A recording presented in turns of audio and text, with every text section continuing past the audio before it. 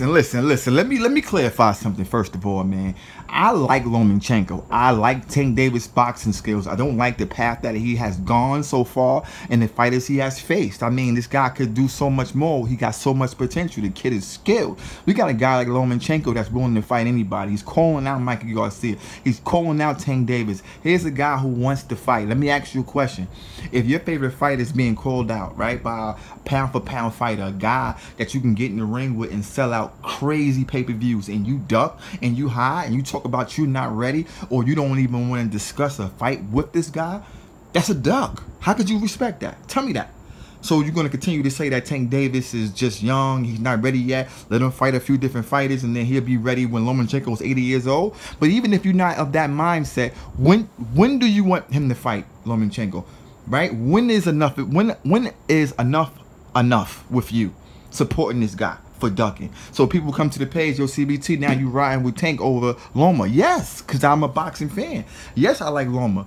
You understand me? But I believe style for style, my boy Tank Davis can beat your boy Lomachenko. But I don't respect Tank Davis' antics. I don't respect the fact that he's, you know, freezing him out. I don't respect that he's making Loman wait so many years. I don't respect that, bro. That's a Floyd Mayweather all over again. And now you got a guy in Tank Davis duck Farmer. Farmer Ben called him out. Yeah, I remember Farmer, you know, was supposed to fight Tank on the undercard of McGregor, but my boy was looking for a belt. He was trying to get that belt. You dig what I'm saying? He want his path. But right now, he want that work. Right now, his promoter, Eddie Hearn, is offering Tank Davis $5 million. He's giving Tank Davis more than he's giving Tevin Farmer. Yes, you got to fight on his own, but at the end of the day, it's a one-fight deal. You win the belt, you go back to Showtime or go back to TMT, and you got the belt with $5 million. Give, you know, Floyd 10-15%, and we wavy out here, and you got the belt. Then you move up. Let me ask you a question. Tank Davis haven't fought anybody. Y'all all know this, right? We can agree that he hasn't faced anybody, but we also can agree that he's young and he got time to fight great fighters. I can agree with you as well, right? But let me say this to you. The guy's about to move up to 135. Beautiful things. Killers up there. Great fighters up there. But here's my theory, right? Wouldn't you had liked to see him fight Leo Santa Cruz? Wouldn't you had liked to see him fight Gary Russell?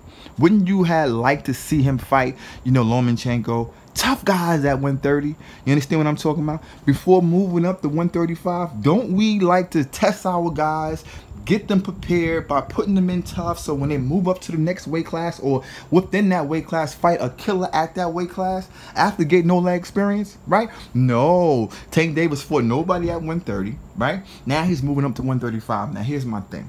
I believe that now he can rebuild himself all over again at 135 and fight 2 to 3 more bums at 135, and he'll say, well, I just got at the weight class, I have to get used to it, so I have to fight these type of fights before I fight the tough guys at 135. That's exactly what he gonna do to us, man. He just wasting more time, man. You think what I'm saying? What fighter you know except Mikey dumbass Garcia move up to a different weight class? Mikey skipped 2-3 weight classes, right, and then goes and fight a killer like the way Bully Smith. Come on, nobody does that. Anytime a fighter moves from weight class to another, they take light touches to get comfortable with the weight, work on their skills, see if they power translate up, see if their stamina is still there, right? No, but so that tells you right there that if I'm right, we'll know, right? We'll know in this next 2 to 3 fights. Now, they may call Gamboa a tough fight, and I believe it's a good fight, good tester. I'm not mad at that fight, but let's see after the Gamboa fight who we fight. You understand me? Then you'll see that I'm 100% correct that he's just wasting more time. He's going to use the excuse that he just got the 135. Be easy for a bag. I'm going to get you the big. I'm going to give you guys the fight y'all want to see. You see what I'm saying? But when you got a guy like Lomachenko that said, I'll move down to 130 to fight that cocksucker, I'll fight that cocksucker for free. And then that cocksucker and Tank Bisexual Davis move up to 135 because he heard Loma was moving down to 130. And you want me to respect the dude? Now, for you guys out there that says that, hey, yo, CBT, that's good money that you rocking with Tank Davis over Lomachenko. You got it twisted, man.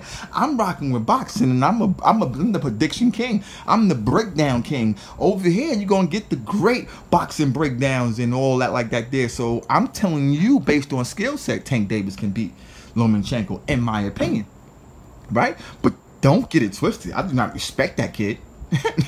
No, not 1 ounce. I respect the guy in Lomachenko that want the fight. And I could be 100% wrong about how the fight going to play out, because although I respect Lomachenko for wanting to fight, and I just told you that I believe that Tank can beat him skill for skill, but I also got to look at the guy who got the heart, the guy who want to fight, right? The guy who want to fight and the guy who's doing all the calling out is the guy that's going to be confident in that ring if they get in the fight. And the guy who's been wavering and scared and ducking and hiding, yeah, he got skills, but do he have the heart to go 12? Do he have the heart to go blow for blow? Do he have the stamina to keep up? See, those are the issues that I have to think about when putting money on that fight. So don't get it twisted, man. It's just my opinion on who I believe today can win that fight, man. But just like I said, man, wouldn't you like Tank to have went through the fire with Leo and Russell and a lot of different guys before moving up, right?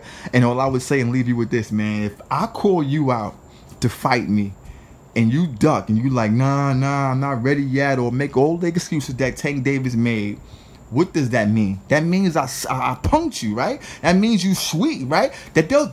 So people won't respect you because of what I did to you, right? People won't say that you the truth because I'm calling you out. People won't call you the boogeyman because I'm the boogeyman calling you out. You can't be the boogeyman hiding and ducking. You understand what I'm saying? So when you guys running around saying, Tank could do this, Tank could do that, why he ain't doing it then? Yeah, just talking, man. You're just talking. While my boy Lomachenko was traveling around the country calling dudes out, taking names, and being the world champion that he is. You dig what I'm talking about? Rock with your boy. Let me know what you think about it in the comment section. Peace. Man, put something in the comment section, man. If you riding with Anthony Joshua, you believe he gonna knock out. Thought you had to figure out new media, new perspective, casual boxing talk.